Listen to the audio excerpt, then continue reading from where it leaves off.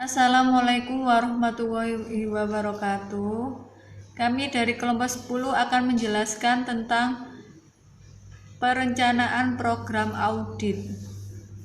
Saya Puput Erika Sari, NIM 17160031. Saya Kiki Widya Puspitasari, NIM 201609007. Saya Wanda Berliana Sunarto, NIM 201609006. Pendahuluan. Penilaian risiko merupakan bagian penting pada perencanaan audit sehingga pelaksanaan audit dapat dilaksanakan dengan efektif dan efisien.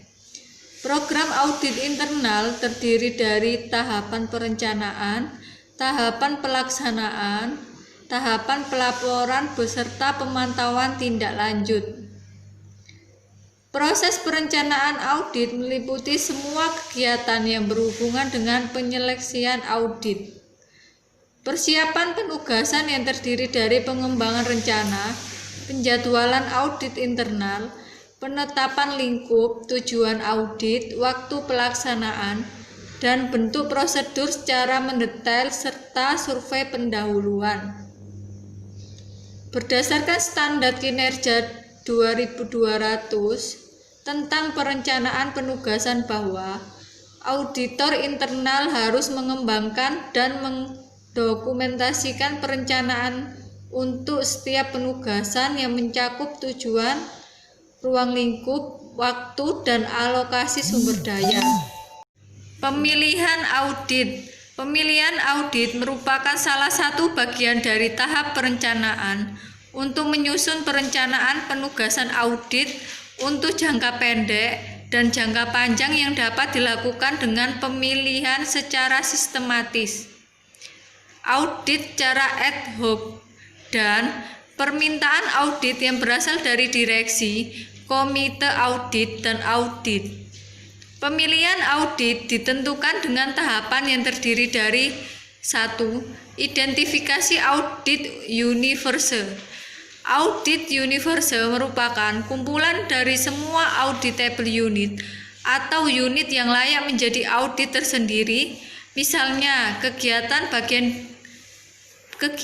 bagian divisi, instansi, proyek. 2. Menetapkan faktor risiko dan skala prioritas. Setelah audit universe dirumuskan, selanjutnya auditor harus menempuh langkah dalam menetapkan faktor risiko. Faktor risiko adalah kriteria atau kategori atau faktor yang digunakan untuk menggambarkan kondisi risiko yang ada dalam suatu instansi. 3. Pemberian skor dan ranking. Pada tahap pemberian skor, auditable unit diberikan skor skala antara 1 sampai 5. Skala 1 menunjukkan risiko paling rendah dan skala 5 untuk menunjukkan risiko yang paling tinggi. 4. Dan pemilihan audit.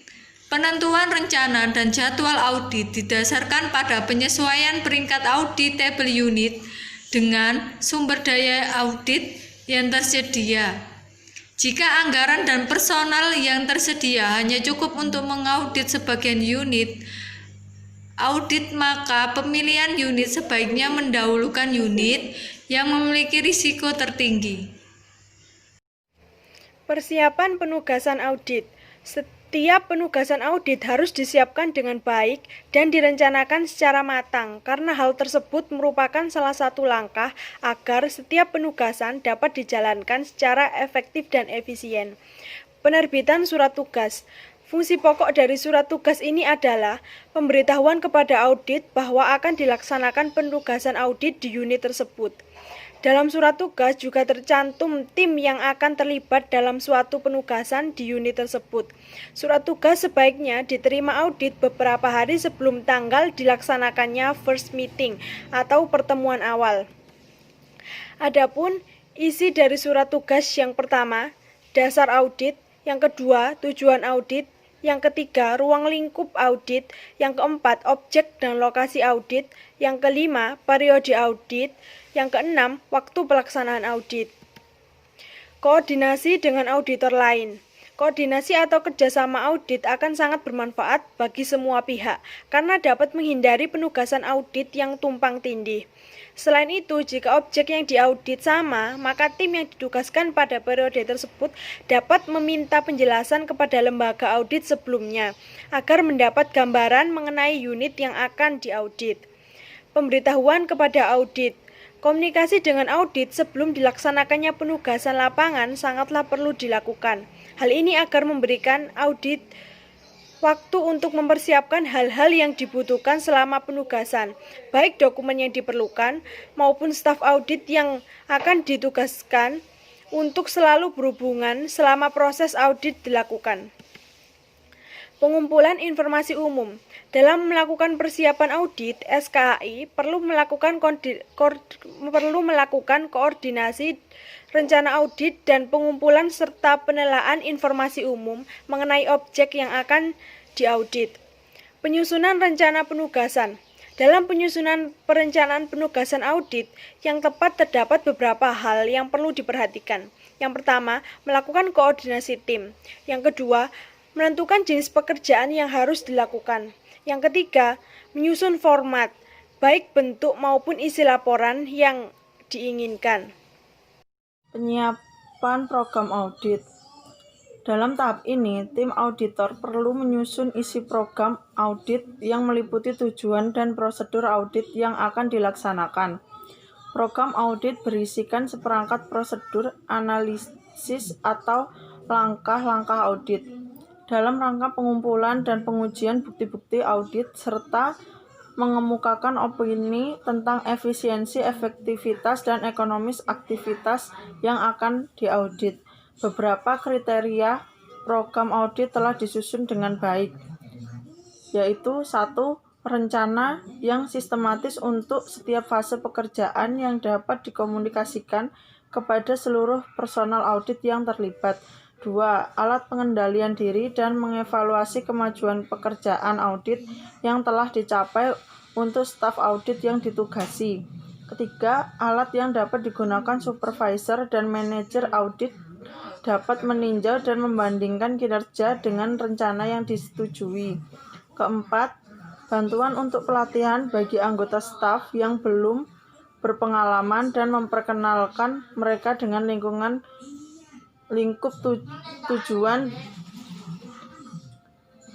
dan tujuan. 5. Bantuan untuk supervisor dan manajer audit yang memungkinkan pengurangan jumlah usaha audit langsung yang diperlukan. 6. Bantuan untuk membiasakan diri bagi staf auditor selanjutnya mengenai sifat pelaksanaan pekerjaan sebelumnya, misalnya jenis audit yang dilaksanakan dan durasi waktu pelaksanaan penugasan. Survei pendahuluan. Survei pendahuluan merupakan bagian penting dari proses audit yang dijalankan dan menjadi alat bagi auditor terbaik untuk mendapatkan pemahaman mengenai wawasan, informasi, dan perspektif yang diperlukan untuk mendukung tujuan audit.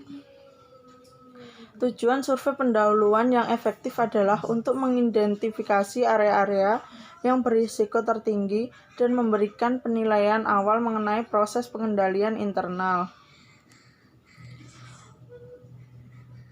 Survei pendahuluan biasanya terdiri dari langkah-langkah berikut. Yang pertama, 1. Studi awal melibatkan pemeriksaan semua informasi yang tersedia bagi auditor tanpa menghubungi auditor.